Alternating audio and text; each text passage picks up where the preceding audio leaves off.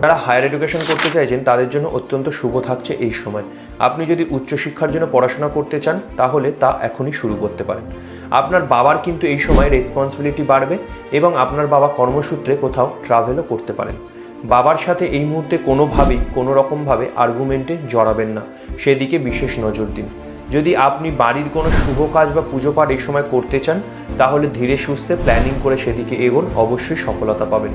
যদি অনলাইন বা social media এই রিলেটেড কোনো কাজের সাথে আপনি যুক্ত থাকেন তাহলে অত্যন্ত শুভ থাকছে এই সময়টা। আপনার কিন্তু এই সময় গুপ্ত শত্রু বাড়তে পারে, তাই সেদিকে বিশেষ নজর দিন।